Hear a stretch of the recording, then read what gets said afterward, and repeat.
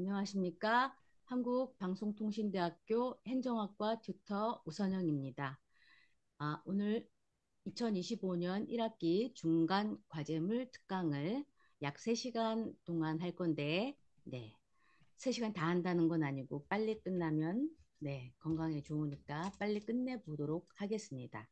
오늘은 신입생과 편입생을 같이 합반하여서 중간 과제물 특강을 할 예정이고요.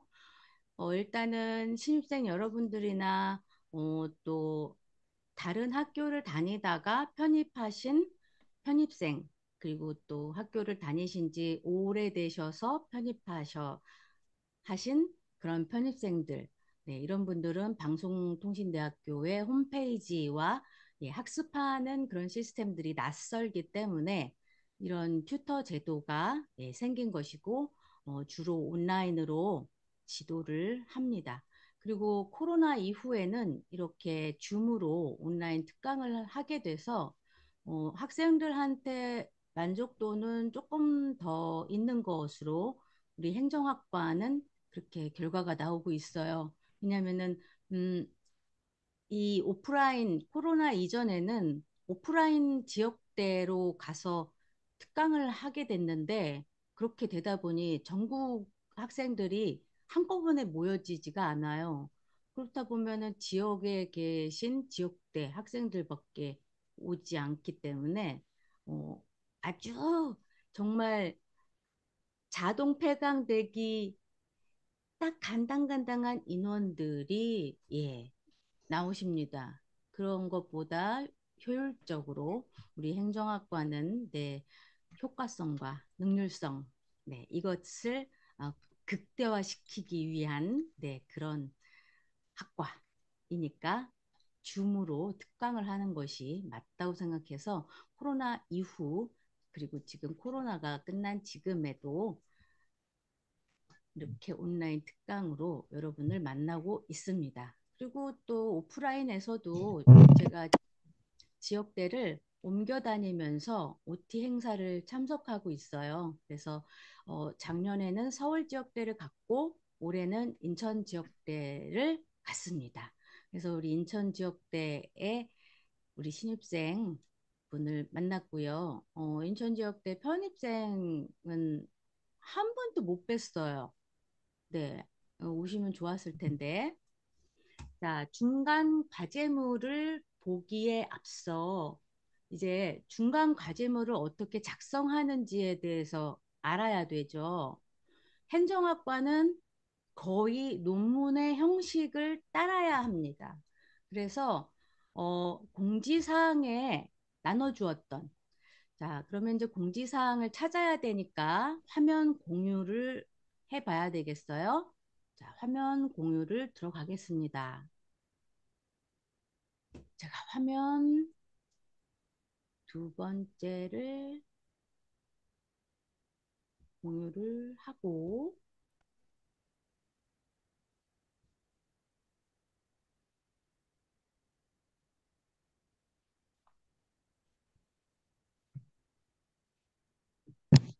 여기,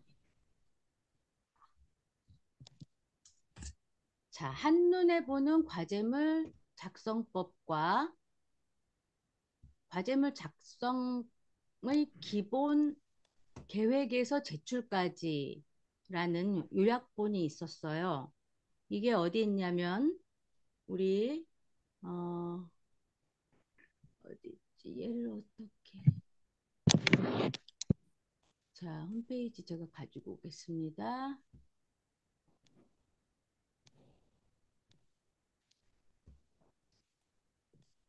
자, 방송통신대,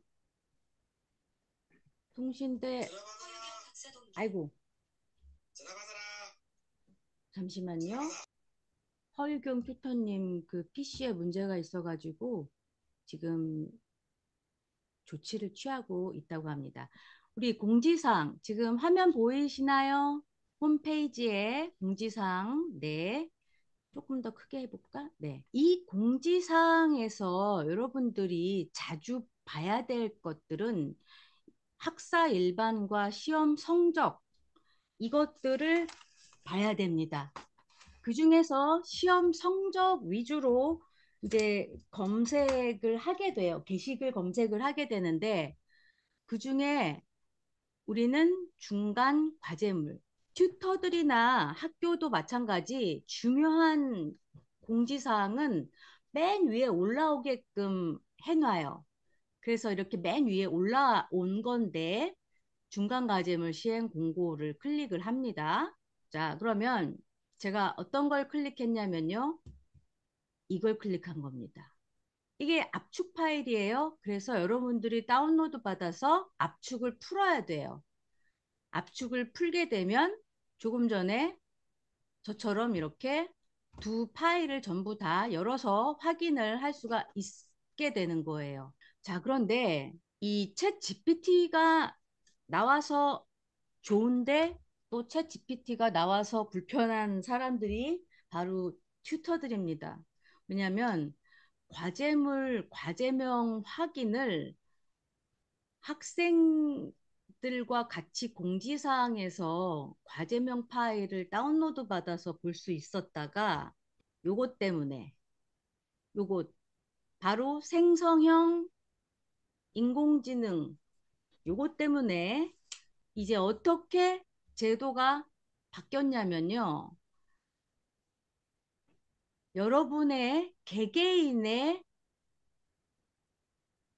페이지 이렇게 과제물 확인하는 방법이 마이 KNOU 학사정보에서 마찬가지 모바일 앱에서도 마찬가지입니다. 여기서 확인하게 되는 거예요. 그래서 그럼 어떻게 확인을 하지? 제가 한번 자, 과제물 확인하는 방법을 가보겠습니다. 제가 과제물 확인하는 방법을 올려놨던 것 같은데, 네, 여기 있네요. 자, 이제 여러분 화면이 예전에는요, 음, 아이쿠, 지우개.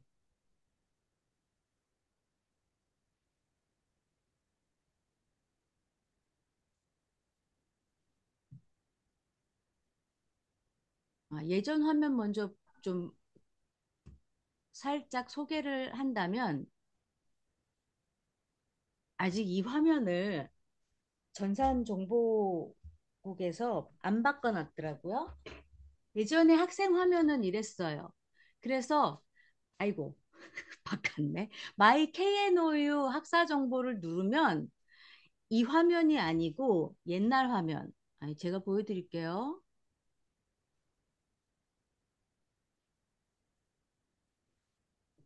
우리 또 학생들 화면이 어떤 거라는 거는 제가 더 많이 갖고 있으니까 이미지 이건 KNOU 유노 캠퍼스니까 안 되고 여기서 좀 볼게요.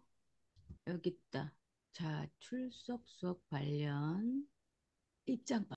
자, 예전에 학생 화면은 이랬어요. 자, 이렇게 이랬는데 지금은 어떻다고요? 이렇다고요. 그래서 어떻게 해요? 여기서 과제물 여기를 클릭을 한다는 거예요. 여기를 클릭을 하면 자기의 과제물 과목이 여기 표시가 되겠죠? 예를 들어서 우리 1학년 같으면 글쓰기, 컴퓨터의 이해, 뭐 이런 게 나오겠죠? 그러면 여기에 HWP나 PDF 요렇게 표시가 된 거는 하이퍼링크라고 뭔가 연결돼 있다는 표시인 거예요. 요걸 클릭하면 팝업 창이 뜨면서 과제명이 보여요. 해서 우리 튜터들은 어디까지 화면이 보이냐면 여기까지가 다예요. 이게 다예요. 더 이상 이렇게 클릭하면 이게 다예요. 그래서 과제물 확인이 안 돼요. 그렇다 보니 챗 GPT 때문에 불편해진 건 튜터들입니다. 드리더라. 네, 이렇다는 것. 아무튼 이런 식으로 확인을 해가지고, 자, 그럼 이제 공지사항을 확인을 하면 언제 제출을 한다는 겁니까? 중요해요. 과제물 제출 기간은 정규 제출 기간만 인정합니다. 추가 제출 기간 내 머릿속에서 있다고 생각하지 마세요. 왜냐? 지금부터 정규 제출 기간 안에 이거 지금 며칠이에요? 열흘이죠? 11일입니다. 사실상 여기 써 있네. 11일간. 그리고 6시예요. 6시입니다. 보통 어, 또 다른 그 어떤 마감 시스템은 24시를 마감 시스템으로 하고 있어가지고 헷갈릴 수가 있어요. 그렇지만 방송되는 무조건 모두 다 6시예요. 해서 21일간 과제를 제출한다고 아예 목표를 정해 놓으세요. 그리고 지금 3월 9일이죠? 3월 9일이니까 4월 4일까지 과제물 작성하는 거, 출석 수업 들어가면서 출석 수업 과제물 작성하면서 숙제 제출하고 과제물 작성하고 이거 어, 어렵지 않아요. 여러분들은 수강하고 있는 과목의 개수가 적기 때문에 사실상은 정말 어렵지 않아요. 저런 말 하는 저 튜터 너무 얄밉다 하겠지만 어렵지 않습니다. 자, 그러면 그럼에도 불구하고 내가 너무 힘들어서 전 정말 이때는 정말 못 내겠어요. 하면 화요일 그 다음 주 화요일서부터 목요일 3일간을 추가로 더 준다는 거예요. 왜 더 줄 건데 이때도 6시예요. 자, 여러분. 방송대 학생이기 때문에 온라인 제출을 기본으로 합니다. 간혹 가다 오프라인 제출 하는 분, 저 여태까지 튜터 생활하면서 딱 한 번 봤어요. 네. 그러나 온라인 제출이 원칙이다. 그리고 이제 그 뭐죠? 교육 기본 소양 이 가지수가 이제 한 가지 더 늘어났죠. 정보 활용 능력 이게 하나 더 들어간 걸로 이제 알고 있습니다. 자, 이렇게 해서 과제물 공지를 확인했는데 과제물 작성한 다음에 반드시 파일명을 어떤 식으로 작성을 해야 되느냐? 과목명을 적습니다. 세계 역사면 세계 역사, 컴퓨터의 이해면 컴퓨터의 이해, 그리고 글쓰기면 글쓰기, 콤마 내 학번이에요. 내 학번 다음에는 이거는 안 입력해도 입력하지 않아도 자동으로 달아지죠. 그 프로그램의 확장명이니까. 해서 이런 식으로 중간 과제물 여기까지 이렇게 파일명을 달아주는 것이 가장 바람직합니다. 근데 어, 이렇게 바람직하다고 해도 나중에 이제 이 과제물 점검한다고 파일을 보내주시면 파일명이 다 정말 개성들이 넘쳐요. 연습을 하시면 이제 되겠지만 지금은 안 될 수가 있기는 한 거죠. 자, 그리고 서식. 서식은 여기 보면은 홈페이지에 여기 공지사항에 있는 거는 당연하죠. 여러분들 신편입생이니까. 근데 이제 그 다음 학기서부턴 여러분한테는 이런 튜터지도 사이트를 들어갈 수가 없으니까 어떻게 해요? 경로 2를 봐야죠. 홈페이지에 대학생활의 학습지원, 학생 서식 다운로드로 가면 표지 및 기타 서식이라는 탭에서 중간 과제물이라는 표지를 다운로드 받아요. 한번 우리 가보죠. 자, 다시 홈페이지로 가서 조금만 내려가면 이제 대학 생활이 보이겠죠? 여기 있습니다. 학생 서식 클릭합니다. 여기서 어디요? 표지 및 기타 서식 클릭하면 여러 가지 서식이 나와요.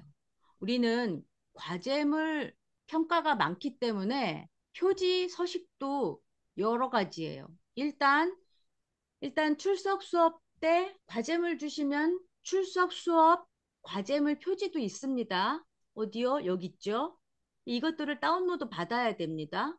그래서 출석 수업 과제물 표지, 이번엔 뭐예요? 중간 과제물 표지죠? 그 다음 페이지에 있나 본데 중간 과제물 온 오프라인 표지 다 있습니다. 한글과 MS 워드, PDF로 변환해서 제출하지 마세요. 자, 이렇게 있어요. 그 다음에 또 출석, 앞 페이지 보니까 출석 대체가 있어요. 출석 대체도 유형이 두 가지입니다. 시험 유형이 있고 과제물 유형이 있어요. 그러면 과제물 유형이 있으니까 어때요? 표지도 두 가지. 워드와 한글. 기말 시험도 마찬가지. 표지, 워드와 한글로 이렇게 표지가 많다는 거. 그러니까 표지도 헷갈리면 안 되죠. 중간 과제물인데 출석 수업 과제물 표지로 작성해서 제출하면 일단 감점이죠. 과제물 내용은 중간 과제물 내용이라는 걸 아시겠죠. 그러나 이 학생은 조금 덜렁거리는구나.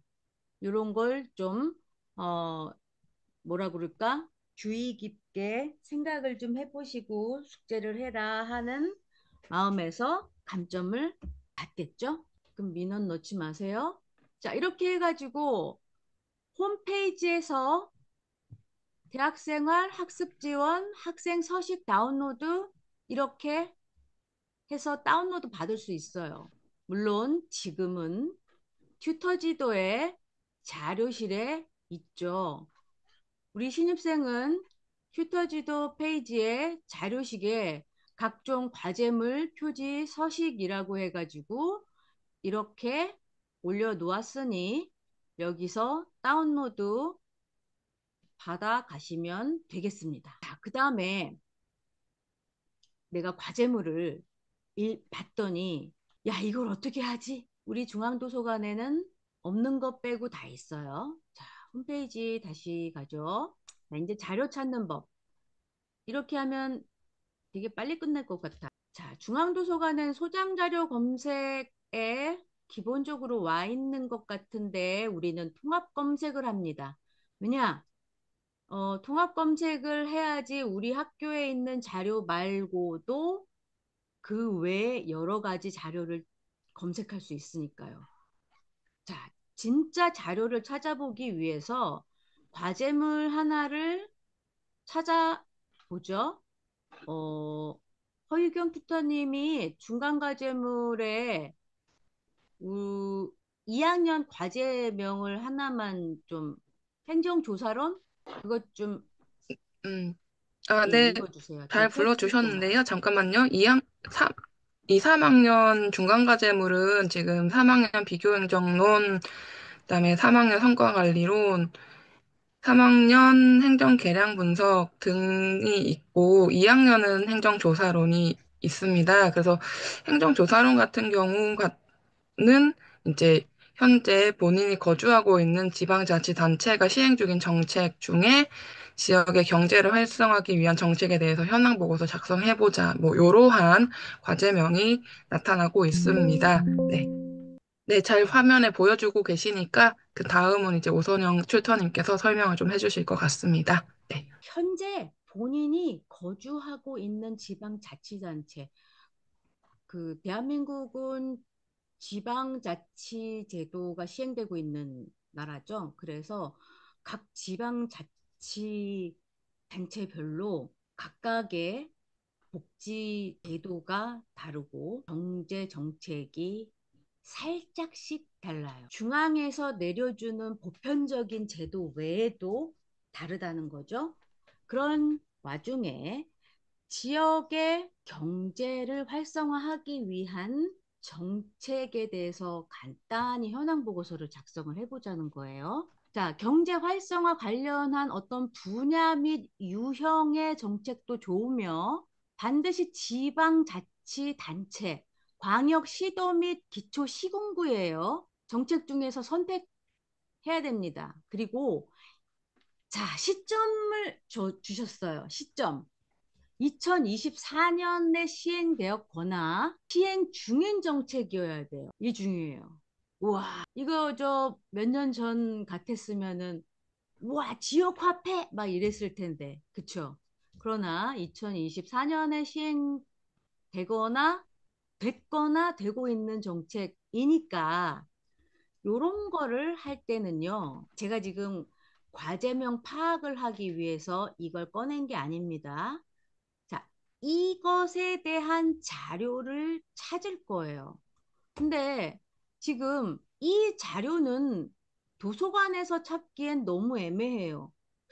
도서관의 현행 자료를 찾자니 너무 있을까? 과연? 이럴 땐, 이제 구글링 하겠습니다. 구글에 2024년 하고 어떤 거였죠? 과제명이 경제 활성화 하고 경제 정책 방향. 막 키워드만 쳐도 막 비스꾸리만 게 막 나오잖아요. 저런 거 하나 선택하는 겁니다. 경제 정책 방향? 그러면은 경제 정책 방향을 왜 만들까요? 활성화 시키기 위해서 만들지 죽이려고 만드는 건 아니겠죠? 그러면은 경제 정책 계획. 이렇게 하면은 기획재정부에서 이렇게 줬지만 우리는 어때요? 광역이나 지자체로 가니까 짠짠짠짠 아니면 자 내가 사는 지역이 서울시예요. 그러면은 서울시 하면 이렇게 나온다는 거죠. 그것도 분야별로다가 이렇게 검색하는 겁니다. 최근에 자료를 그러니까 이러한 성격의 과제물은 이렇게 인터넷 검색을 통해서 찾는데 가급적이면 구글에서 찾아주시는 게 좋습니다. 왜냐하면 구글은 네이버나 다음에 있는 자료들도 모두 싹 쓸어오니까. 자, 다음에 그렇다면 중앙도서관에서 이런 자료를 찾기에는 너무 조금 난해하죠? 자, 중앙도서관에서는 어떤 자료를 찾을까? 여기 있습니다. 우리 4학년의 사회복지행정론 빨리 열렸다. 한국 복지행정의 역사를 설명하시오 하고서 구체적으로 다음 주제에 대해서 각각 기술하래요. 1, 2, 3번이 있어요. 보통 이렇게 1, 2, 3번이 있을 경우 1번, 10번, 2번, 10번, 3번, 10번 이런 식으로 점수를 매기라고 지침이 올라올 수도 있어요. 해서 그 어떤 번호도 소홀히 할 수는 없다는 거. 그러면 1번 보죠. 90년대 이후 사회복지기관에서 사회복지 행정에 대한 수요가 촉발된 요인이 뭘까? 우리 사회복지 행정론 책에 보면은 나와 있죠. 사회복지 행정론 책에 있는 내용. 근데 이 사회복지 행정론 책에 있는 내용만 쓰기에는 너무 부족해. 그리고 이거 그럼 뭐 너도 나도 이거 쓰면 안 되잖아요. 그쵸? 자, 이럴 때는 도서관으로 갑니다. 도서관으로 가서 이렇게 키워드를 넣고 검색을 해요. 소장하고 있는 단행본 더보기 있습니다. 단행본과 이제 논문들. 이 논문 사이트에 있는 것들이 총 89편이라고 되어 있고요. 자, KISS, 키스라는 사이트에 있는 자료는 77개의 논문이 있다고 합니다. 그리고 DBPIA, 아마 DBPIA 자료들을 여러분들이 제일 많이 보기도 할 겁니다. 12편 있다고 하고요. 어디 있지? 아, 예, 예. 그다음에 이 아티클이라는 곳에 132편. 요거는 이제 외국 논문이라. 그다음에 리스라고 여기에는 학위 논문도 있는 사이트인데 여긴 굉장히 많네요. 285편의 논문들이 있다고 합니다. 이렇게 학위 논문은 엄청 많고요. 자, 근데 학위 논문 읽을 시간은 사실 없으니까 학위 논문은 조금 좀 지양한다 치더라도 학술지 논문을 찾아서 서론과 2장까지만 보고 3장의 현황을 파악한 다음에 아, 이 논문을 내가 이 과제를 하기 위해서 수용할지 말지를 선택하는 거예요. 논문을 처음부터 끝까지 다 읽을 수는 없어요. 이렇게 우리는 어, 외국, 외국인들이 자기네 외국 책을 통으로 읽듯이 우리도 그 한글 책을 이렇게 통으로 이렇게 다 읽어지죠. 그런 식으로 통으로 읽으면서 딱 필터링을 합니다. 이렇게 키워드 검색을 해가지고 자료를 다운로드 받는 겁니다. 자, 그러면 여기 내가 하나 보너스를 준다면 수요가 촉발되고 2000년 이후부터 현재까지 복지행정의 역사를 요약하래요. 그러면은 여기 보면은 변천 과정에 대한 연구 뭐 이런 것들 논문 다운로드 받으면은 조금 내가 과제하는데 도움 되겠죠? 예, 그렇다. 이럴 때 중앙도서관을 이용하면 여러 논문 사이트를 가지 않아도 한꺼번에 찾고 내가 필요한 논문을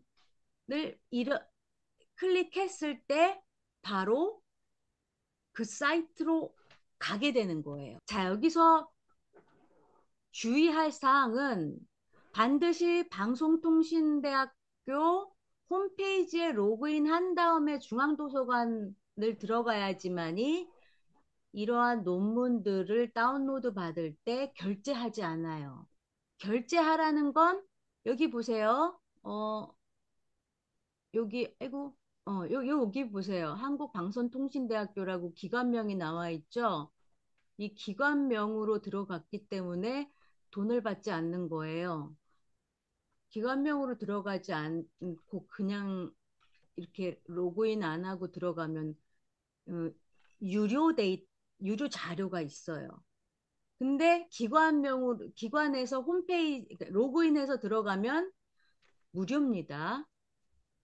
그건 제가 다니는 학교도 마찬가지입니다. 이렇게 해서 자료를 보고 또 여기서 바로 다이렉트로 자료를 또 검색해서 여기 있는 자료를 또 찾을 수도 있어요. 자료 찾는 방법 이렇게 두 가지 방법 알려드렸어요. 구글에서 인터넷 검색해서 자료를 찾는 방법과 또 우리 방송통신대학교 홈페이지에서 자료 찾는 방법 두 가지. 자, 그리고 방송통신대 도서관에서 말입니다. 연구학습 지원이라는 그런 제도에서 여기 보세요.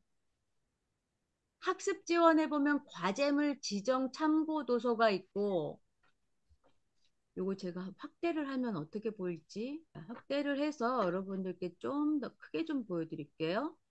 여기까지만 보자. 자, 학과별 핵심 참고 도서 있죠? 그리고 과제물 큐레이션.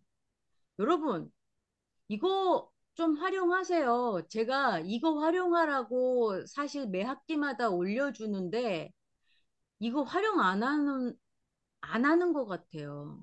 보세요. 큐레이션은 과목을 올려놓으면 그 과목의 과제물 관련한 자료나 이런 것들을 올려줘요. 자, 여기 보면은 노인복지론, 사회복지정책론, 인간과 교육 24년도에 올라왔던 것들이 지금 과목이 뜨죠.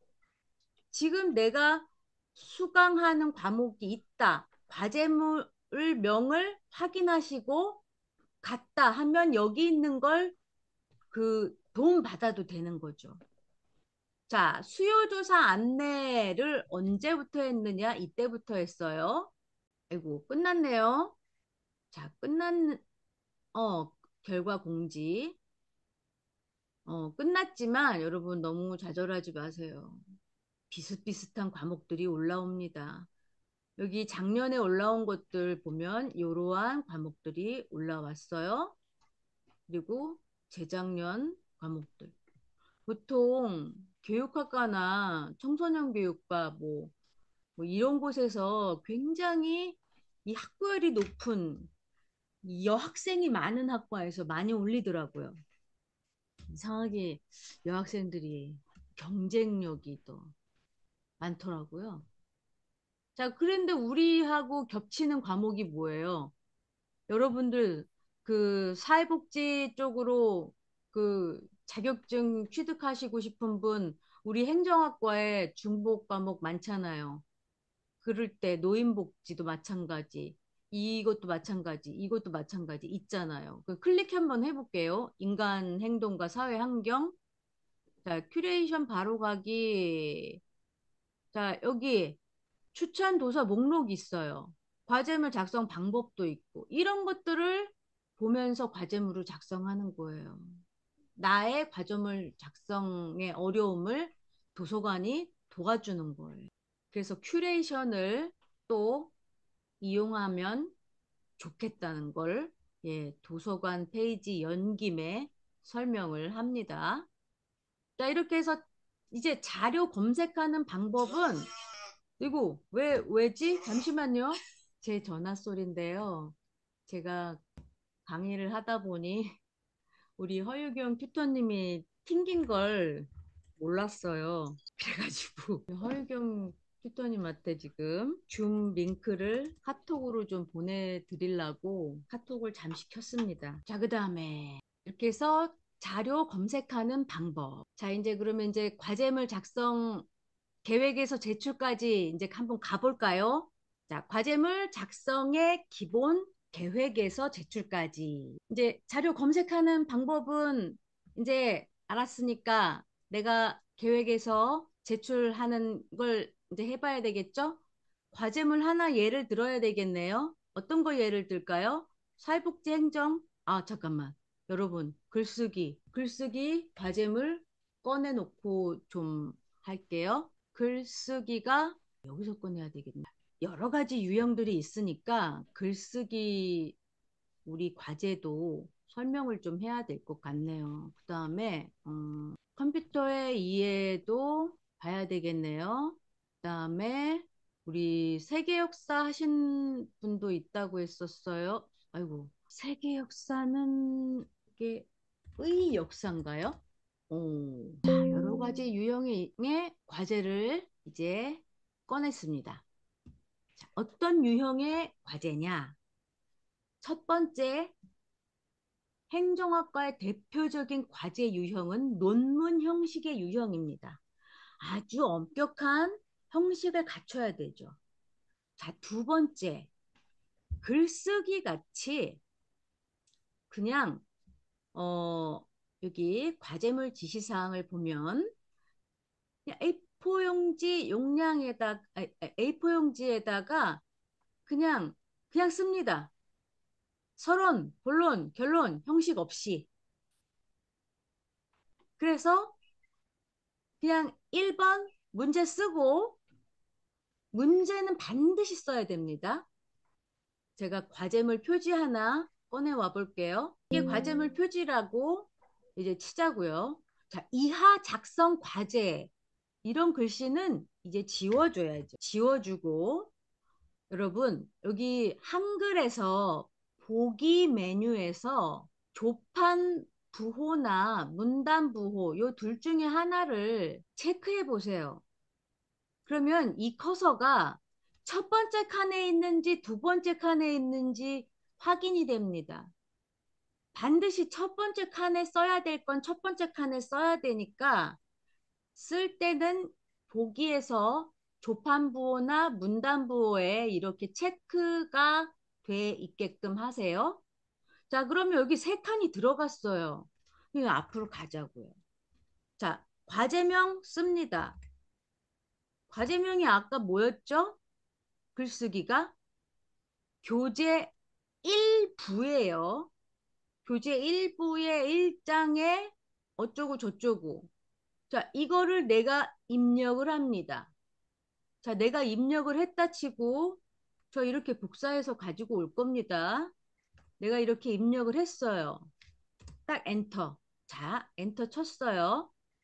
그리고 이것에 해당되는 책의 페이지 수가 있네요. 7쪽에서 10쪽에 설명한 것을 어때요? 글쓰기 과정 1쪽 내외로 1쪽으로 요약하시오. A4 용지 1쪽으로. 1쪽으로 요약하시오. 그럼 넘기면 안 돼요. 두 번째, 다음 제시된 쌍들의 차이를 3에서 세에서 네 문장으로 설명하고 그 쓰임을 설명할 수 있는 예문을 본인이 직접 작성하시고 자, 9시에 시작하려고 했는데요.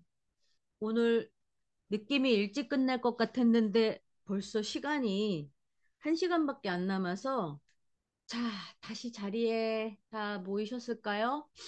아까 허유경 튜터님 이거 설명하기 쉬운 과제물 찾아주셨을까 모르겠네.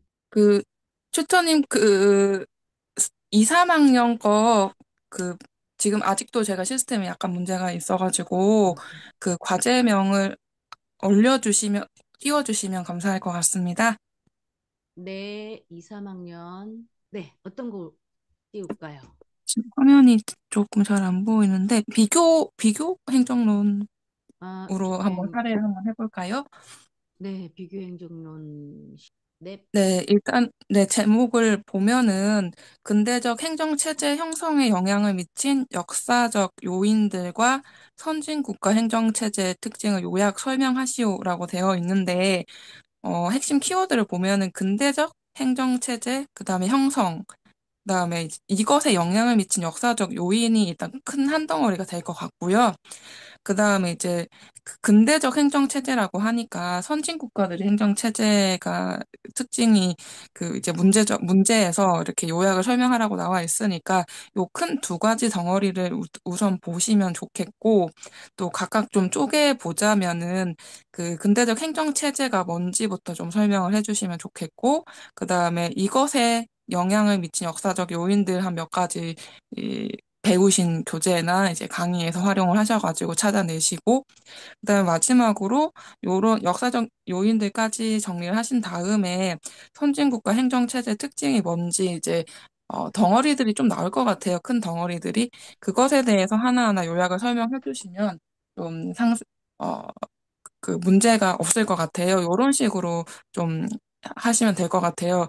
과제를 보시면 아까 오선영 투처님께서 너무 잘 설명을 해주신 것처럼 과제명에서 모든 것들이 나오기 때문에 거기에서 키워드를 좀 쪼개시고 거기에서 어떤 것이 어떤 것에 영향을 미쳤다라는 것이라든지 아니면은 그냥 간략하게 소개하는 것이라든지 그런 특성을 파악을 하셔가지고 과제를 해석을 하시고 작성을 시작하시면 될 것 같습니다.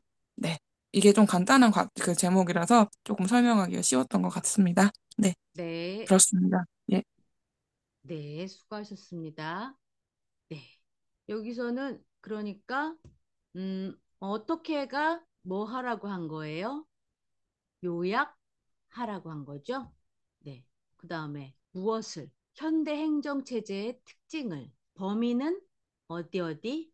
근대적 행정체제와 지금 선진국가의 행정체제. 이것이 범위가 되는 거죠. 이렇게 해서 예, 여기에 과제물, 문제, 과제명 파악을 해야 한다.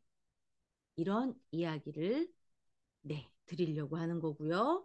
아까 12페이지, 네, 12페이지로 가보겠습니다. 음, 자, 요거는 이야기를 조금 있다가 이 상세 페이지에서 계속 설명을 한다고 했어요. 인용과 이 출처 표시 형식 요것들. 자, 그러면 이제 이번엔 작성하기, 표절하지 않으면서 글쓰기. 네, 이것도 마찬가지입니다. 이것도 마찬가지 상세 페이지에서 같이 할 겁니다. 표절하지 않으면서 글쓰기. 이, 그런데 그냥 여기서 할까요? 인용은? 자, 인용은 그냥 하죠. 저쪽 끈 표시 형식만 하면 되니까. 자, 표절하지 않으면서 글쓰기. 나만의 언어로 쓰라고 했던 그 말을 기억하시면서 직접 인용하기. 한승헌은 저작물의 요건에 대하여 문학, 학술 또는 예술의 범위에 너무 엄격하게 구애될 필요는 없고 특허법의 보호를 받는 발명 및 실용신안법에 대한 대상인 고안 등 기술의 범위에 속하는 것을 제외한다는 정도로 해석함이 옳을 것이라고 한다. 자, 이거는 한승원의 1992년도 정부화 시대의 저작권이라는 단행본에 있는 내용입니다. 자, 이거를 어떻게 표절하지 않고 직접 인용할 거냐? 직접 인용할 때는요, 이렇게 문장을 안에다가 들였습니다. 들였어서 이걸 아예 통째로 문, 문단의 안으로 좀 들여보내고 통째로 그대로 쓰고 주석을 달아주는 거. 이것이 직접 인용입니다. 자, 직접 인용해서 주석에 이렇게 달지만 나중에 참고 문헌에다가도 참고 문헌은 어디에 있어요? 맨 뒷페이지에 있죠? 맨 뒷페이지에다가도 이 참고 문헌을 반드시 기재해 줘야 된다는 거. 어떤 형식으로? 우리는 사회과학 학문이니까 사회과학 분야에 맞는 표시 형식으로. 이번엔 간접 인용입니다. 간접 인용은 아까 그 말은 이거죠? 자, 이 말을 주석에 이렇게 나왔다 하면은 한승헌은 저작물의 요건 등에 대해서 랄랄랄라 이렇게 되는 정도로 해석한다라고 요렇게 표시하는 것이 바로 간접 인용 표시 방법입니다. 그리고 이렇게 기술하게 되는 것이 간접 인용 방법이에요. 자, 그때 페이지 수를 모르면 생략해도 되기는 합니다. 자, 이렇게 해서 쓰는 것이 간접 인용이라는 거. 자, 직접 인용과 간접 인용은 때에 따라서 용도를 달리할 수가 있으니까 잘 알아두시기 바랍니다. 자, 표절하지 않으면서 글 쓰는 팁. 자, 이거 여러분들 나중에 스스로 읽어보세요. 이거는 팁이니까. 자, 그리고 작성한 다음엔 어때요? 제가 아까도 말했지만 오타도 봐가면서 어때요? 띄어쓰기, 맞춤법 등 이거. 이 맞춤법이 우리가 몰라서 맞춤법을 틀리는 게 아니고 컴퓨터로 타이핑을 하니까 어때요? 이 타이핑을 하다 보면은 이 손가락의 순서가 어긋나게 될 경우 오타가 나는 거예요. 그래서 틀릴 수가 있는 거. 그러니까 우리는 맞춤법 다시 한번 봐야 되는 거예요. 자, 참고문헌 작성은 이 상세 페이지에서 볼 건데요. 먼저 이것부터 본다면 참고문헌에 들어갈 요소를 본다면 단행본은 그냥 책입니다. 우리 방송통신대 교재, 이게 단행본이죠. 또는 도서관에서 책을 빌렸다. 그거 단행본이에요. 논문 외에 서적이 단행본이죠. 그다음에 번역서도 책으로 나와 있는 것 단행본. 그다음에 신문기사, 학술지, 학위 논문, 그다음에 외국 단행본, 외국 학술지, 인터넷 자료 또는 그 외 자료가 있어요. 물론 여러분들 과제할 때는 그 외 자료가 그렇게 많이 필요하진 않겠지만 혹시라도 필요할 경우에는 기타 자료라고 하고 쓰면 됩니다. 맨 마지막에. 자, 여러분, 이거는 여러분들이 작성하시면서 익히시기 바라고, 작성하시면서 익히시기 바라고, 자세한 부분, 여기에선 제가 뭘 설명할 거냐면, 표시 형식만 설명할 겁니다. 보통, 여기 표시 형식이 왜 중요하냐면요. 우리가 학문 분야마다 쓰는 방법들이 서식들이 조금 달라요. 그래서 이걸 조금 알아줘야 돼요. 직접 인용, 간접 인용. 여기 보세요. 직접 인용. 여기 지금 문단들이 있죠? 여기 문단이 있고 여기 문단이 있어요. 근데 직접 인용은 어때요? 문단과 문단 사이에 문단들보다 조금 더 들어가서 써졌죠? 이거 이렇게 쓰는 것이 직접 인용이다 라는 거. 그리고 또 간접 인용은 이런 식으로 노구치는 누구는 하면서 언급하면서 그 학자를 언급하면서 쓰는 말. 자, 주석입니다. 주석은요, 어떤 기능을, 한글이나 워드의 어떤 기능을 이용해서 책 맨 아래나 책 맨 뒤에 나타나게 하죠. 이 책에는 주석이 없나? 이 교재에 보면은 책 맨 아래 이렇게 더 조그만 글씨들이 써져 있는 것들 있죠? 그게 바로 주석인데, 자, 그것들 중에서도 두 가지가 있습니다. 내각주와 외각, 내각주는 본문 안에 있는 게 내각주고요. 외각주는 이렇게 본문 바깥에 있는 게 외각주입니다.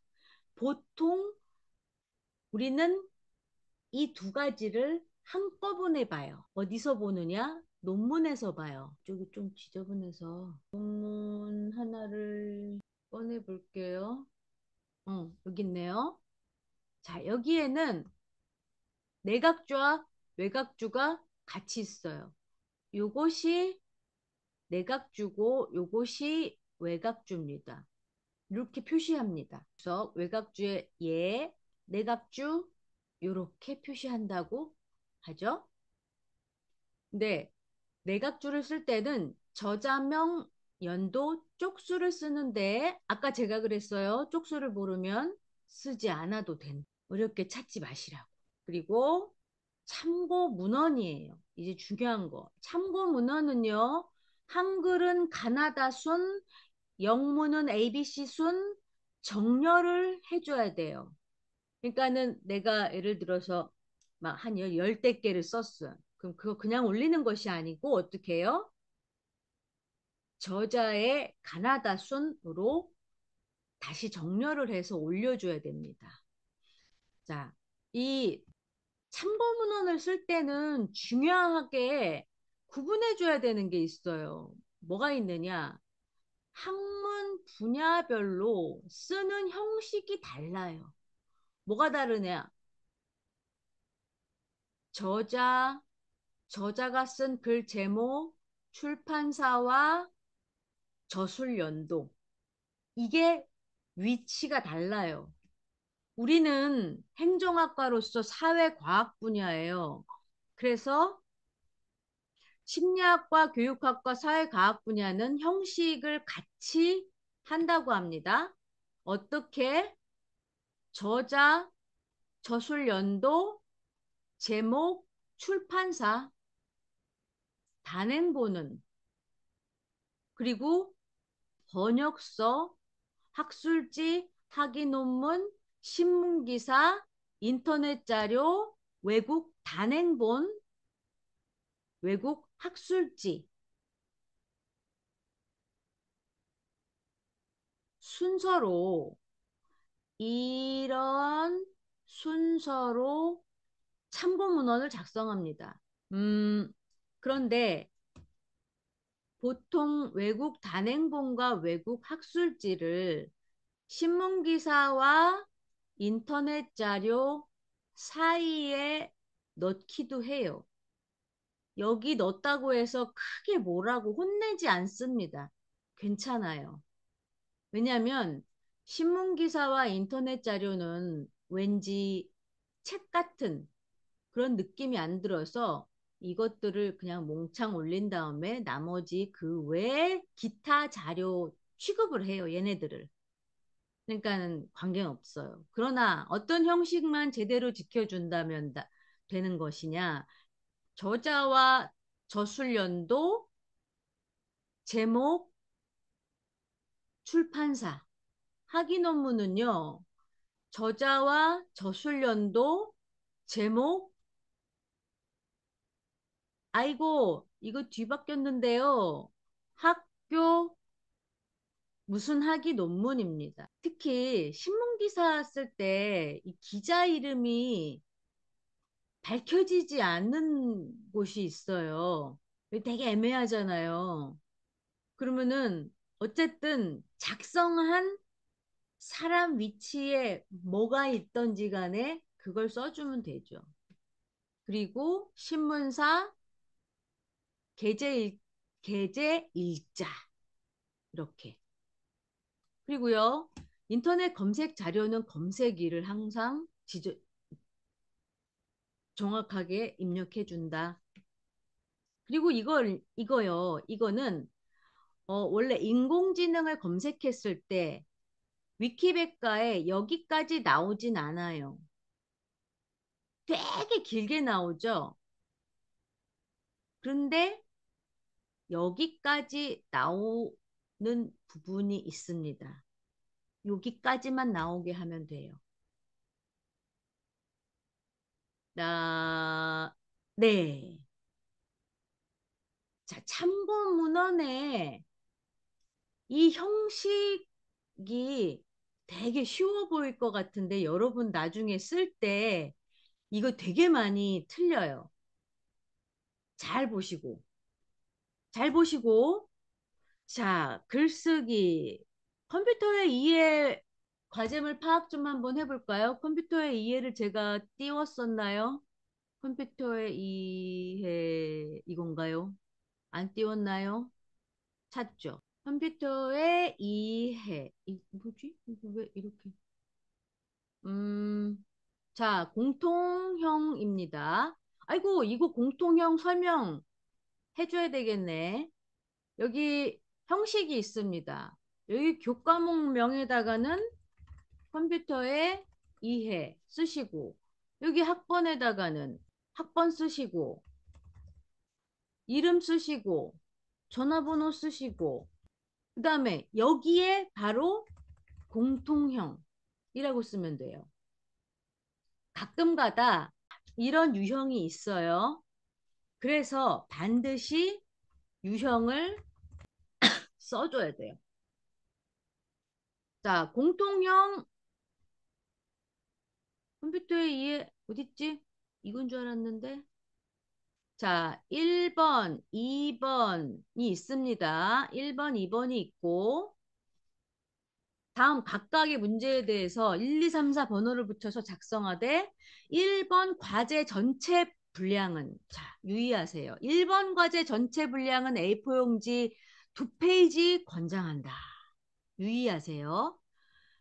자, 그 다음에 이 2번은 뭐예요? 그럼 2번도 마찬가지 이 페이지를 권장한다는 거예요. 각각.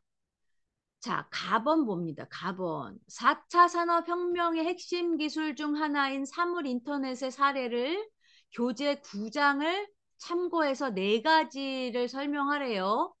그러면은 이거의 범위는 뭐예요? 교재 9장이죠? 어떻게 설명하라고 하고 방법은 네 가지만 설명하는 거예요. 4차 산업혁명의 기술 뭐가 있어요? 가상현실, 증강현실, 또 AI. 이해 책 어디? 예, 아이고 밖에 있네요. 아무튼 자, 유비쿼터스 관련 기술을 교재 14장을 참고해서 네 가지를 설명하래요. 1강에서 언급한 세계 슈퍼컴퓨터 관련 사이트를 검색하고 2024년 기준 1, 2, 3위 슈퍼컴퓨터에 대해서 이름, 성능, 장소, 응용 분야에 대해서 작성하래요. 자, 각각 5점, 5점, 5점, 15점입니다. 자, 주의사항, 가, 나는 교재를 참고하고 다는 해당 인터넷 사이트를 반드시 표기해야 한다. 어디다가요? 참고문헌에다가요. 참고문헌에다가요. 어, 자, 참고문헌 그러면 한번 써보자고요. 아까. 자, 다른 과제는 다 지우고, 음, 과제물 형식. 과제물 표지 하나 다시 꺼낼게요. 그러고 자 어디 사이트로 갈까요? 키워드를 치면 되겠죠. 슈퍼컴퓨터란 기상청 날씨놀이가 하나 있다네요. 자 이런 것들로 가서 어디 어디 나라에 있다. 아니면 키워드를 세계의 슈퍼컴퓨터 이렇게 하면 어때요? 순위 슈퍼컴퓨터 1위는 하고 순위가 나오죠? 그러면은 1위만 말해주지 않겠죠? 자, 이렇게 해서 나왔단 말이죠? 그러면 근데 여기가 아까 어머나 컴퓨터의 이해가 아니네. 자, 관련 사이트 슈퍼컴퓨터의 관련 사이트라고 했으니까 어때요? 음, 여기서 어디? 미국 에너지부에서 운영하는 슈퍼컴퓨터 엘 캐피탄. 그 어디요? 미국 에너지부로 가야 되는 거예요. 그 엘 캐피탄을 쳐야 되겠죠. 이렇게 해서 찾아가는 거예요. 그러면은 해당 사이트로 가겠죠. 그래갖고 거기서 사이트명 어때요? 신문이고 미국 에너지국 갑니다. 그냥 가세요. 여러분이 가세요. 지금 시간이 없어서. 이렇게 해서 어디 예를 들어서 이제 여기다고 치자고요. 여기다고 치면 어때요? 여기를 이렇게 긁어 오는 거예요. 긁어 와갖고 여기 맨 뒤에 이제 참고 문헌이라고 이제 타이틀을 달고 여기다가 미국 에너지국 홈페이지 하고 이렇게 그리고 검색일 여기다 검색일을 치는 거지. 이렇게 써주는 거예요. 자, 다음에 컴퓨터의 입출력과 관련된 내용을 작성하라. 입출력. 최근 스마트폰의 마이크나 카메라, 터치 입력 외에도 다양한 센서를 통해 정보를 입력할 수 있다. 센서 중 세 가지를 선택하여 각각에 대해서 설명을 하라. 작성 내용에 입력하는 정보의 종류, 활용 용도 반드시 포함하여 A4 용지 1매 이상 2매 분량으로 서술. 9점이에요. 자, 그다음에 QR코드는 여전히 나오네요. 이거 QR코드 작성하는 거는 자, 네이버도 있고 다음도 있더라고요. 자, QR 코드 만들기 하잖아요. 그러면은 여기 스폰서 QR코드 생성기 맞네. 근데 네이버가 제일 쉽더라고요. 여기 네이버 QR코드 여기 가서 만드는 거예요. 이거 내가 지금 이렇게 보여주잖아요. 이거 보여주는 거 자체가 여러분한테 숙제 해주는 거라 내가 시범을 보여줄 수가 없어요. 이렇게 하는 것이다. 자, 지나쳐서는 안 되는 곳 어디요? 과제물 지시사항입니다. 1번, 2번 두 과제를 모두 하나의 파일에 제출하는 거예요. 자, 여기 분량이 A4 용지 2매, 그다음에 여기도 막 이렇게 2매 분량 이렇게 해갖고 막 파일을 각각 만들 수 있어요. 그래놓고 컴퓨터에 2해 다시 1 다시 2 이렇게 만드는 사람도 있어요. 이게 아니고 파일 하나에다가 1번, 2번인 겁니다. 그리고 논문의 형식으로 작성하지 않아도 됩니다. 그다음에 교재 내용을 요약 정리는 가능하지만 그대로 복사하지 말라는 거. 왜요? 이것도 표절이라는 거잖아요. 왜? 카피킬러에 문서 평가를 하면 반드시 표절률이 나온단 말이죠. 70% 이상이면 감점 처리한다고요. 그다음에 QR코드는 아이고 여기 네이버 나왔네요. 네이버 등 포털 사이트에서 QR코드 만들기를 검색해서 무료로 만들 수가 있다고 합니다. 네. 그래서 내가 못 만들어 주는 거예요. 이거 알려주는 거라. 그리고 과제물은 글자 크기는 12포인트. 엄청 큰 거예요. 12포인트. 그다음에 한글 MS 워드로 작성 가능하며 온라인 제출이므로 이 최대 오메가 이 파일의 용량을 5메가바이트 이내로 만들라는 거예요. 넘으면 파일이 안 올라갑니다. 그래서 그 안에 그림을 넣잖아요. 그림의 용량을 줄여야 돼요. 아, 그림의 용량을 어떻게 줄이지? 튜터 지도 사이트에 올려놨으니까 참고하시고 또는 어, 튜터 채널에 동영상으로도 있으니까 참고하세요. 그다음에 그림을 삽입하는 경우 요 방법을 용량을 줄이는 방법을 설명해 놨고 또 파일의 확장자는 PNG, GIF, JPG 파일을 사용을 권장한다는데 요즘은 PNG를 많이 사용하더라고요. 아무튼 자 이런 파일들 그림 파일들을 올리고 왜냐하면 BMP라는 확장자의 파일이 용량이 가장 많아서 그거는 권장하지 않는다는 겁니다. 그래서 BMP 빼고 요것들 그런데도 불구하고 얘네들이 해상도가 너무 좋아서 파일의 용량이 5메가 이상이란 말입니다. 그럴 때는 용량 줄이는 방법 자료실에 유튜브 링크를 애고 자료실에 유튜브 링크를 올려놨으니까 찾아 보시고 애구요 앞페이지인가? 예, 찾아보시고 활용하시기 바랍니다. 어, 이 정도면은 여러분 과제물 작성하는데 부족할 것 같진 않은데 자 일단 질문 주세요. 질문 시간도 마련해야지.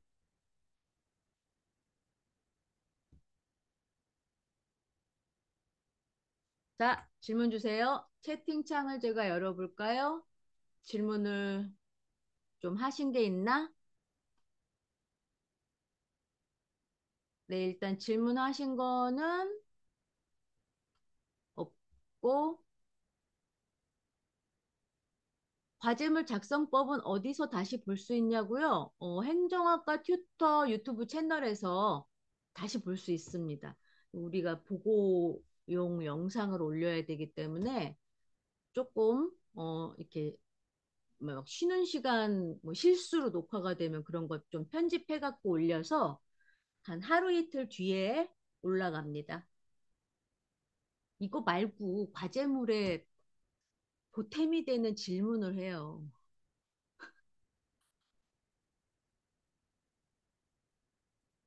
자, 과제물 작성하는데 튜터님 이 과제물은 도대체 이해가 안 가요. 뭐 이런 질문은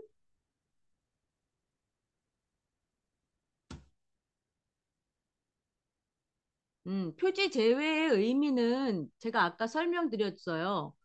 표지에다가도 과제물을 작성할 수 있으나 우리가 과제물을 작성하다 보면 사실 내 5장 분량 이상 분량을 넘겨요. 내 경험이 그래요. 그러면 어때요? 표지에 그 반의 용량에라도 과제물을 작성한 만큼의 어, 양은 확보를 한 거지. 제외가 됐으니까. 그런 겁니다. 아, 쓸 내용이 없을까 봐 그러는 건 거예요? 설마 쓸 내용이 없을까 봐. 자, 이 상세 페이지에 음, 쓸 내용이 없지 않습니다, 여러분. 되게 많이들 제출해요. 제출할 때.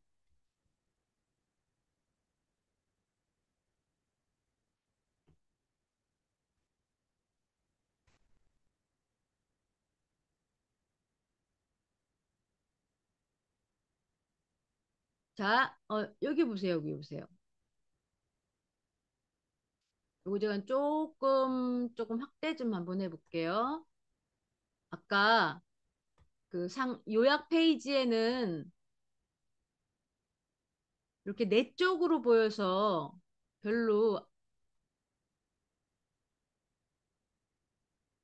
커 보이지 않았는데, 자, 이게 표지 파일입니다. 이게 표지 파일인데, 자, 여기 보세요. 자, 이거 표지 파일이에요. 요거 화면 보기로 한번 해볼까요?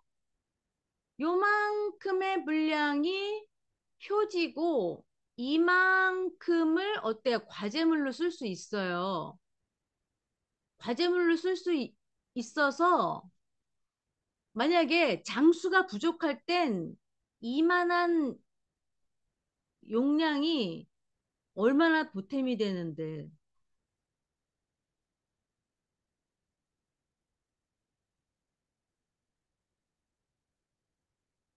그거는 출석 수업 과제물일 수 있어요. 확인 다시 한번 해보세요.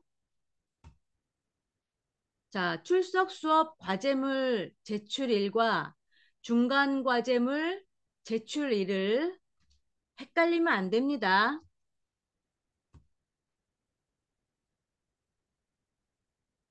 자, 공지사항 다시 한번 확인해 줄게요.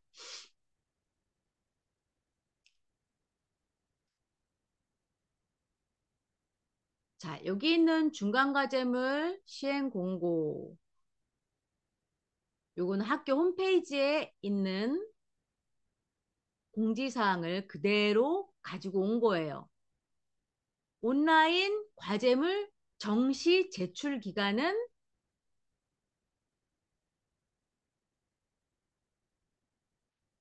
4월 4일 금요일 9시부터 4월 14일 6시까지.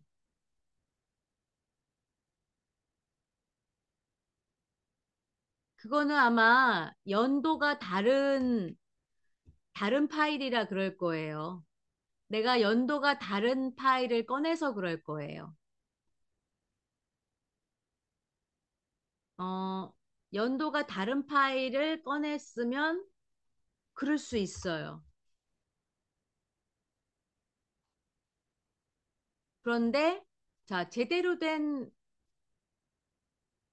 연도의 파일을 꺼내면 맞을 수 있어요. 자, 어디 볼까나? 자, 여러분 보는 데서 꺼내야지. 여기 공지사항에서 네, 중간 과제물. 중간 과제물에서 어,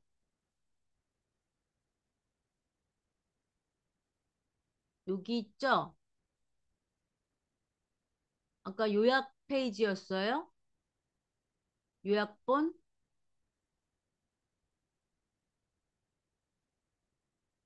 여기에는 제대로 나와 있을 거예요. 자, 과제물 1페이지 제출해서 기본까지. 이고 여기 있잖아. 여기 있잖아요. 4월 4일 여기서부터 여기. 연도마다 파일을 수정하기 때문에 이게 달라요.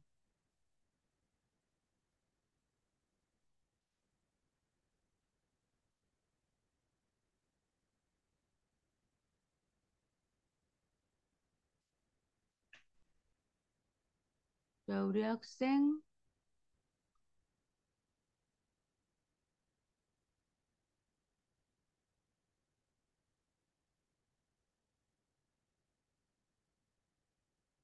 일반 행정법과 사회복지학 개론이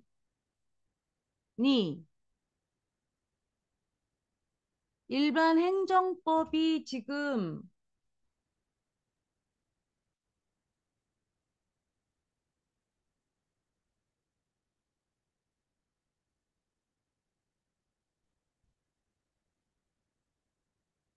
허유경 튜터님, 일반 행정법이 이게 출석 수업 과목입니까?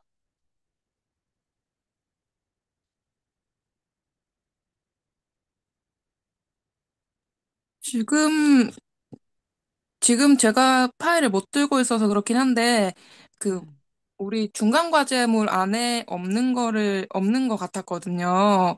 네, 그래서 출석 수업으로 추정이 되는데요. 지금 제가 전달, 컴퓨터를 열 수가 없어서 아마 네, 그럴 것 같습니다. 네. 네, 저도 그런 것 같아요. 지금 그래서 엑셀 파일로 어, 확인을 하고, 후후. 아이고, 이거 제주지역대학 말고, 아이고,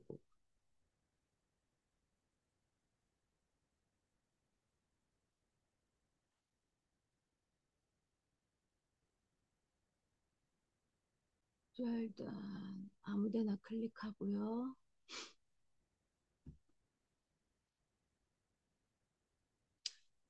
이거 행정학과 아닌 거고, 모든 학과로 해야 되겠네요. 이건 법학과 과목 같은데,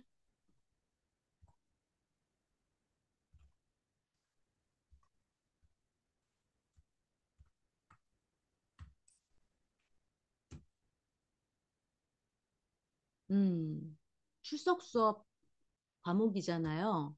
그러니까 이거는 출석 수업 과제물 제출 기, 기한인 거지. 그리고 사회복지학 개론도 출석 수업 과목이기 때문에 출석 수업 과제물 기한인 겁니다. 자, 그럼 사회복지학 개론도 출석 수업 과제물인지, 아니, 출석 수업 과목인지 해보면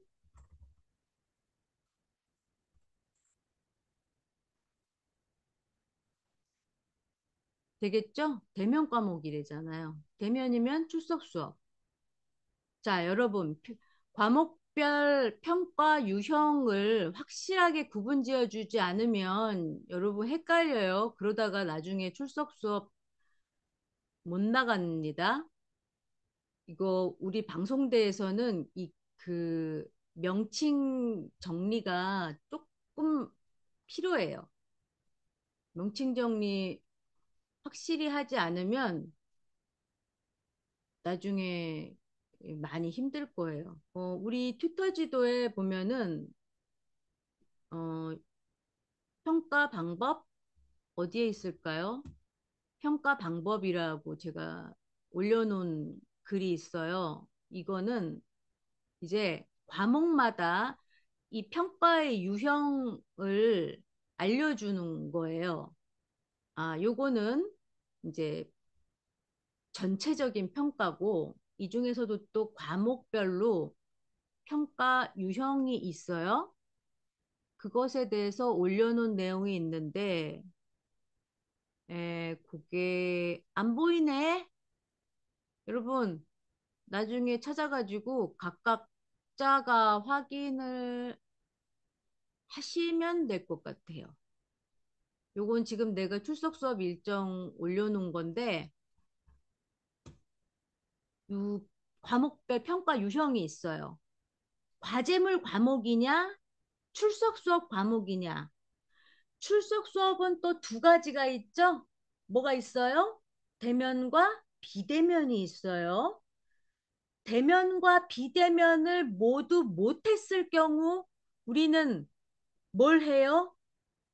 출석 대체 시험을 보거나 과제물로 평가를 다시 보는 겁니다.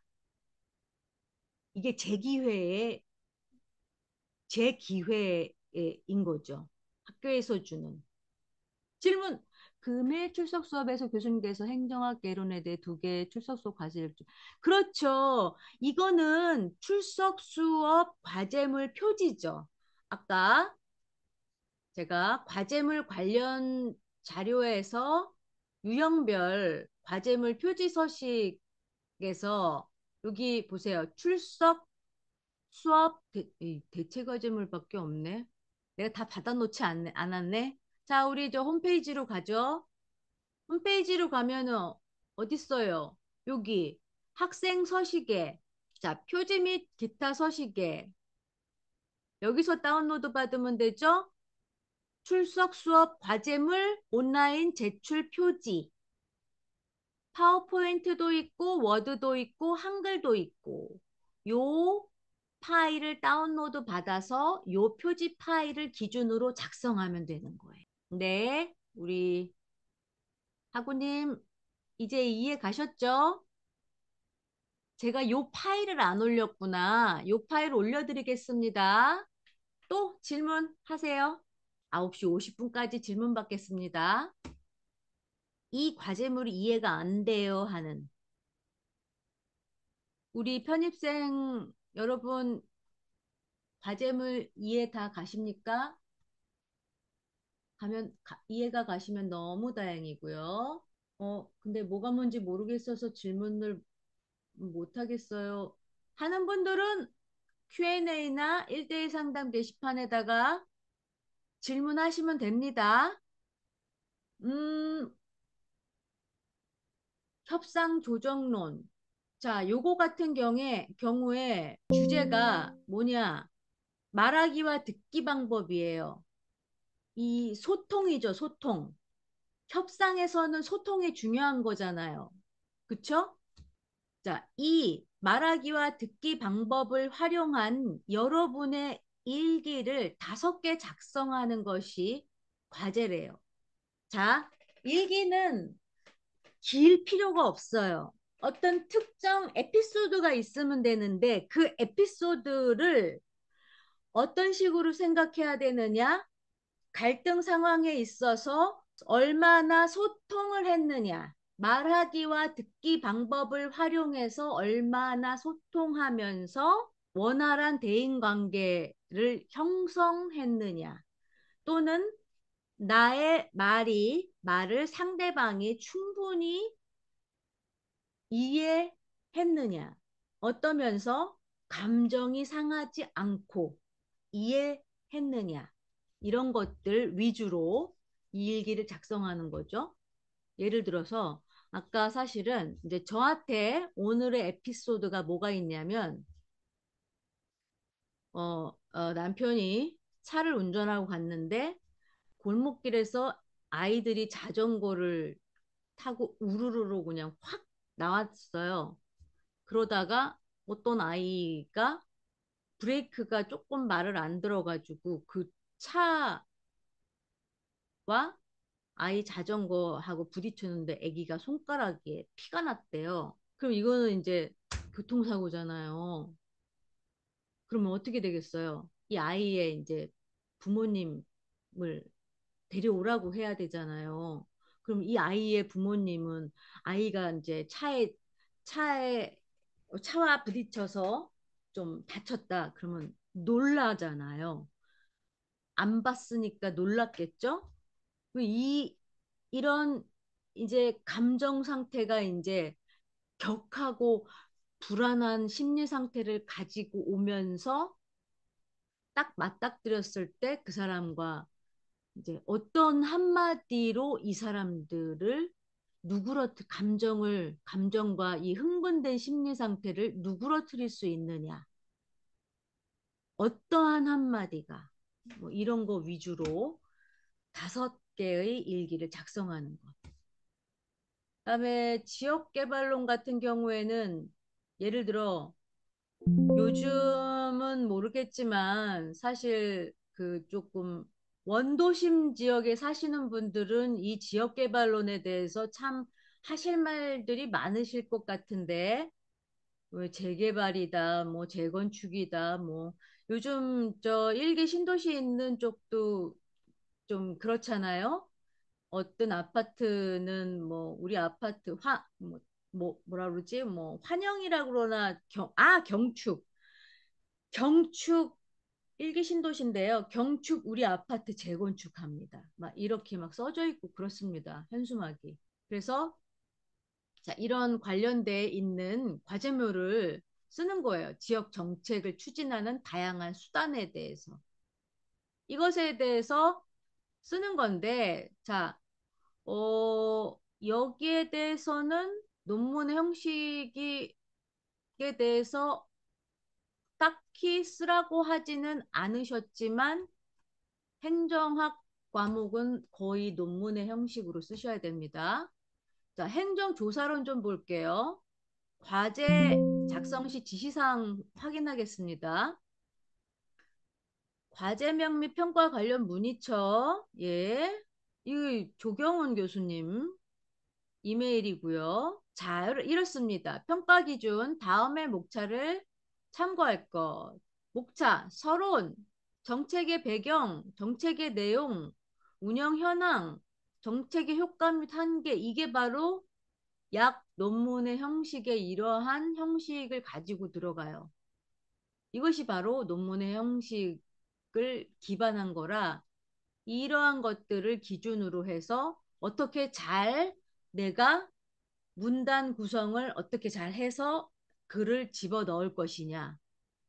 자, 그리고 여기 보세요. PDF 형식 파일은 금지입니다. 그냥 작성하신 한글 파일과 작성하신 MS 워드 파일 그냥 올려 놓기만 하면 됩니다. 그리고 여기 있죠. A4 용지 5장 이상 분량 부족 시 감점인데요. 여기서 표지와 참고 문헌 페이지는 제외라고 했으니까 어때요? 이런 거 같은 경우에는 용 내용 많이 들어간다고요. 의도치 않게 내가 의도하지 않게 내용이 많이 들어가니까 1페이지와 끝페이지가 되게 중요해요. 왜냐하면 끝페이지 맨 밑에까지 가다가 마지막 한 두세 줄에다가 참고 문헌 쓰고 그 다음 페이지로 참고 문헌을 넘겨버리면 되니까. 이것도 하나의 요령입니다.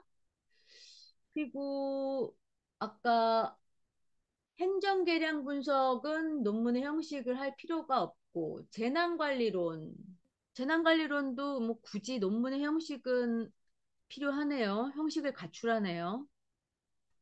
자, 재난안전법의 주요 특징 및 한계, 법상 용어들에 대해 기술하는 건데 이거를 서론, 본론, 결론의 형식을 갖추고요. 여러분, 글자 크기, 줄 간격 이거 꼭 지키세요. 어떤 분은요, 쓸 내용이 없어가지고 글자 크기를 막 12, 13포인트로 늘려가지고 막 크게 그리고 글꼴 글꼴 아시죠? 이 글자 모양도 이렇게 어떤 분은 특정해 주는 분이 있어요.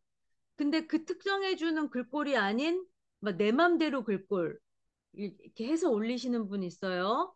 그런 분 안 됩니다. 그다음에 서론에는 재난안전법 제정 관련된 역사, 제도적 배경을 쓰라고 합니다. 아이고, 이렇게 짚어주시니까 너무 감사하네요. 본론에는 특징과 한계, 법상 용어들에 대해서 기술하고 결론은 본론 요약 및 향후 제한점. 여러분, 향후 제한점에 나의 생각을 쓰는 겁니다. 나의 생각이 내가 제안하는 거니까. 누가 제안하는 거예요? 내가 제안할 거니까. 자, 참고 문헌에 이 목록은 다 들어가야 되겠죠? 여러분 이것들을 최소한 참고해서 숙제를 할 거니까. 그리고 가나다 순으로 정렬하셔야 돼요. 네, 여러분 과제 작성 시 지시사항은 과목별로 각각 다른 거 확인했으니까 꼭 각각 확인하시고요. 자, 질문이 없으면 지금 3분 초과됐으나 편집하면 어차피 한 뭐 2시간 정도밖에 안 될 거니까 뭐 10분 초과한다고 해서 상관없을 것 같고 질문하겠습니다. 질문 없으면 빨리 끝나는 것이 건강에 좋습니다. 자, 질문은 채팅으로 하셔도 되고 말씀으로 하셔도 되고 없으면 마지막 인증샷 찍겠습니다. 마지막 인증샷. 자, 그럼 또 모두 화면을 보시고 우리 웃어볼까요? 하나, 둘, 셋. 질문은 추후 각 튜터 지도 1대1 상담 페이지나 Q&A 사이트에 Q&A 페이지에다 올려주시고요. 그리고 행정학과 튜터 채널에 여러분들 필요한 영상들, 예를 들어서 이미지 파일 줄이는 방법들이라든가 이런 것들이 있으니까 참고하시고요. 지금 찍혔으니까 네, 괜찮고 첫 번째, 두 번째 인증샷 두 개 다 올릴 거니까요. 네, 괜찮습니다. 그다음에 이런 거 질문하지 말고 과제물에 대해서 질문하는 건 하라니까. 자, 여러분, 밤늦게까지 과제물, 중간 과제물 특강 들으신다고 너무 고생 많이 하셨고요. 그리고, 아직 내가 잘 컴퓨터 활용, 그리고 뭐 스마트폰이나 뭐 이런 뭐 태블릿 PC 같은 거 활용 잘 못한다. 우리 도서관에서 정보 활용 교육 하는 거 아시죠? 그거 다 줌으로 합니다. 뭐 대구 지역대에서 한다고 해서 대구까지 갈 필요 없어요. 줌으로 하니까 여러분 컴퓨터 앞에서 노트북 앞에서 줌으로 공부 신청하시고 교육 들으시면 되니까 너무 걱정하지 마시고 자녀 또는 학교 도서관으로 오세요. 우리 가까운 지역대 학교 그 도서관으로 오시면 전산실도 있고 또 도서관에 오면 또 젊은 친구들이 있어요. 그냥 물어보면 우리 방송대 학생들의 특징이 뭐냐면 오지라퍼예요. 그냥 뭘 물어보면 그냥 하나를 물어보면 한 10가지를 가르쳐줘, 알려줘요. 예, 그렇게 예, 다들 적극적이라 모르는 거 있으면 다 알려주세요. 그래서 집에서 공부하시기보다 지역대학으로 가셔서 지역대학 뭐 1층에 그 카페도 있고 한 지역대학도 있습니다. 그런데 가시거나 또 도서관이나 전산 실습실이나 이런 데 가셔서 공부하시면 오히려 연세가 좀 되시는 분들은 더 도움이 많이 될 겁니다. 질문이 없다면 빨리 끝내도록 하고 3분 전 10시니까 네, 끝내도록 하고 여러분들 너무 고생 많이 하셨고요. 과제물 점검할 거니까 4월 4일 제출 전에 보내주시면 어디 어디 수정해야 될지 바로 잡아야 될지 알려드리니까 이메일로 보내셔서 점검 한번 받아보시고요. 고생 많이 하셨고 이상으로 중간 과제물 특강을 마치겠습니다.